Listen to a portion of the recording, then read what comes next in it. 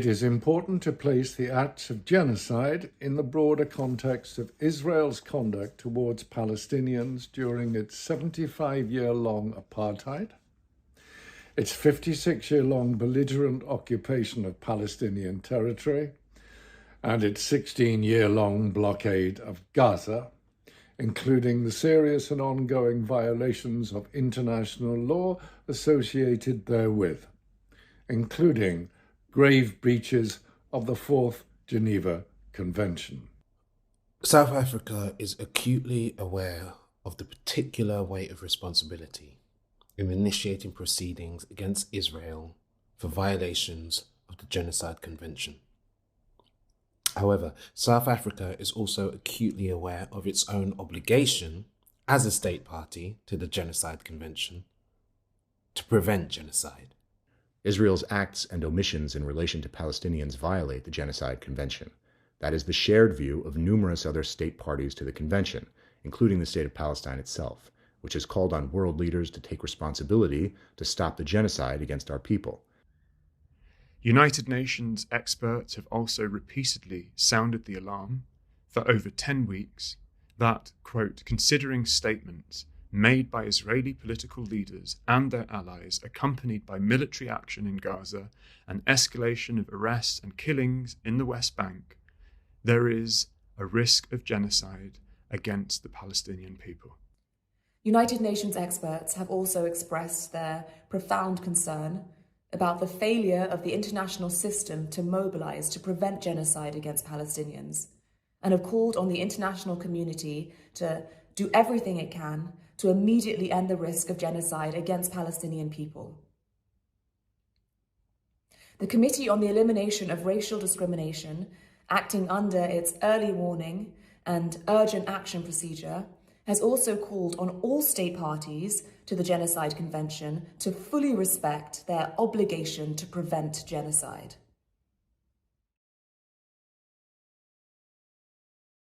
This section provides an overview of the acts in which Israel has engaged that are genocidal in character, having regard to their nature, scope, and context.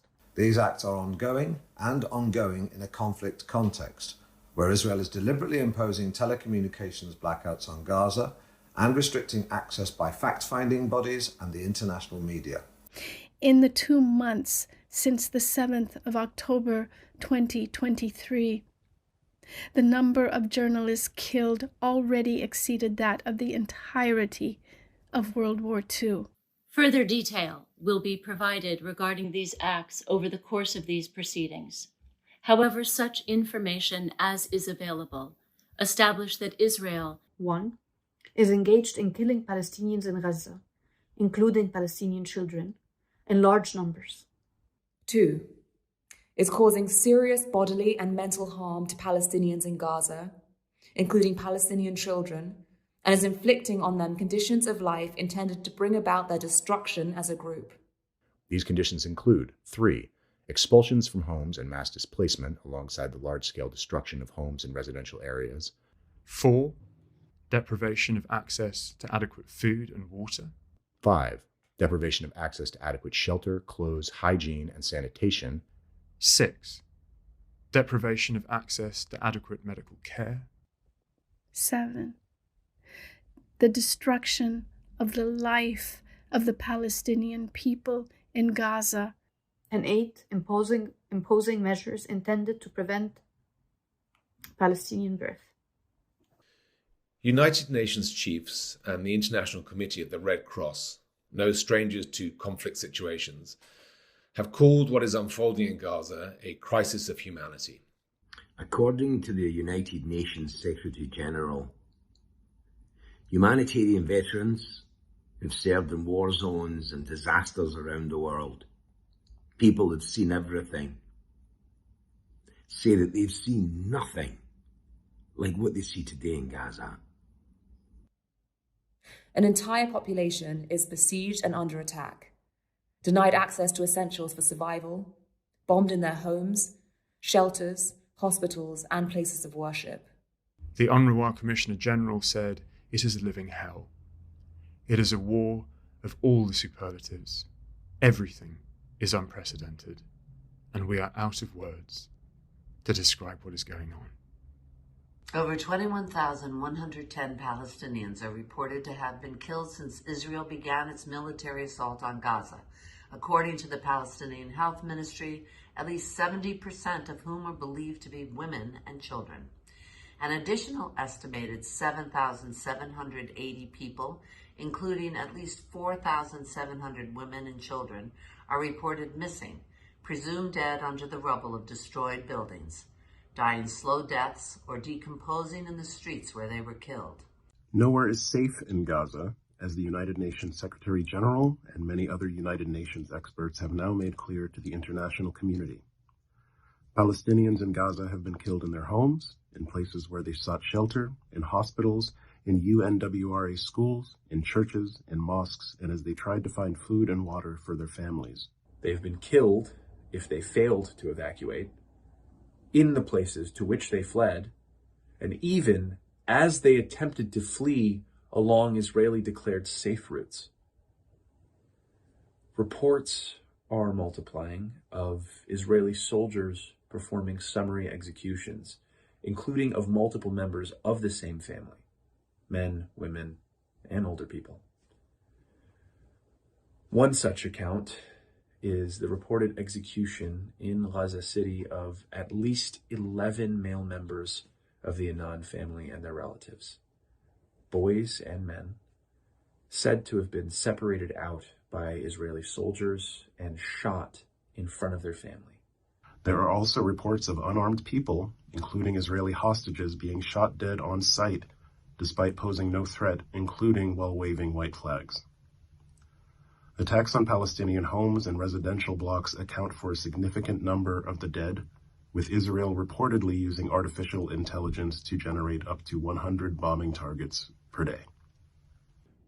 Israel is said to be dropping dumb bombs on Gaza, as well as heavy bombs weighing up to 900 kilograms, which have a predicted lethal radius of up to 360 meters and are expected to cause severe injury and damage as far as 800 meters from the point of impact. This weaponry is being deployed in one of the most densely populated areas in the world, where approximately 1 in every 100 people has now been killed. For Palestinian children in particular, quote, "Death is everywhere and nowhere is safe." A total of over 7,729 Palestinian children have been killed in Gaza to date. Over 115 Palestinian children in Gaza are killed every day. It is estimated that more Palestinian children were killed in the first 3 weeks in Gaza alone, a total of 3,195, than the total number of children killed each year across the world's conflict zones since 2019. The scale of Palestinian child killings in Gaza is such that United Nations chiefs have described it as, quote, "a graveyard for children." An estimated 1,779 Palestinian families in Gaza have lost multiple family members, and hundreds of multi-generational families have been killed in their entirety, with no remaining survivors. Doctors, journalists, teachers, academics, and other professionals are also being killed at wholly unprecedented rates. To date, Israel has killed over 311 doctors, nurses, and other health workers, including doctors and ambulance drivers, killed on duty. 103 journalists, amounting to over 1 per day. 40 civil defense workers, responsible for helping to dig victims out of the rubble, killed while on duty. And over 209 teachers and educational staff. 144 United Nations employees have been killed, the highest number of aid workers killed in UN history in such a short time. It is estimated that it will take years to recover the remains of people from beneath the rubble, and that the costly technical process will not result in the identification of each body.